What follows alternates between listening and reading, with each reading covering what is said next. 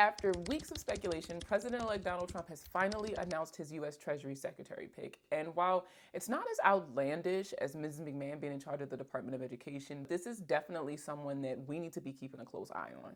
Trump's pick to be in charge of the Department of Treasury is Scott Bessent, a Yale graduate and a big name on Wall Street.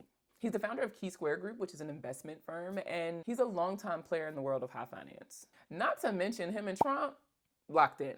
He was one of his biggest campaign fundraisers and economic advisors. But see, here's where things get interesting. You see, before he launched his own hedge fund, he was actually the chief investment officer for, wait for it, George Soros. So there's a couple of eyebrows raised on the conservative side of the table. See, George Soros is a controversial figure in conservative circles. A lot of times he's criticized for his political activism, financial support of progressive causes, and globalist viewpoints. Even though Bessent is aligned with Trump's economic policies, his past association with Soros could create suspicion amongst the conservatives who consider Soros an ideological adversary.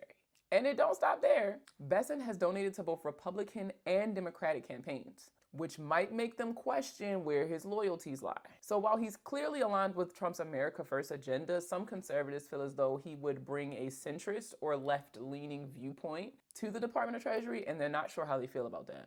Okay, best case scenario. Let's just say all the stars align. His experience as a global investor could help him make bold strategic moves to grow the economy. I mean, he's all about tax cuts. He's talking about cutting the tax for overtime, tips, and Social Security benefits. So that would ultimately mean more money in your pockets. And if you're in support of tariffs, well, he's right there with you. He thinks that tariffs are powerful negotiating tools to protect U.S. jobs and industries, which could bring more manufacturing jobs back to the U.S., which means more opportunities for American workers. Think of his policies like inflating the balloon, right? If everything goes smoothly, it inflates steadily, creating more jobs, boosting wages, and leaving all of us with a little bit of breathing room financially. But like any balloon, there's a higher risk this could pop. Because in reality, deregulation and tax cuts might make the economy expand quickly, but without the right structure, the balloon could pop. So the economy could crash. Kind of like what happened in 2008. And those tariffs that they love so much, while they're meant to protect American workers, that could actually be the needle that pops the balloon. You mishandle those tariffs and we're looking at the higher prices. So while we're saving money on taxes, we're actually spending that, if not more, on everyday things like groceries, electronics, stuff like that. And if we add in the national debt, which is at like $36 trillion and counting, you've got an even bigger risk. If his plans aren't balanced with spending cuts, inflation could creep up, making our dollar worth less and less. And then here's something even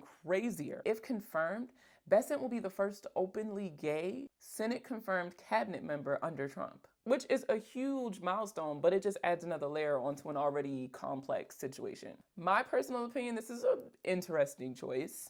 If his policies work, we could see more money in our pockets, more jobs back in the US, but if this doesn't work, we could be looking at even higher prices, and we already know how much y'all crying over the price of eggs right now. Weaker dollars. And of course, we're gonna be footing the bill. So what do y'all think? Do y'all think it's a good pick? Who would you have rather seen in the position? And before y'all say, oh, I don't talk about politics, it's not really my thing, maybe we should start talking about this and normalizing these conversations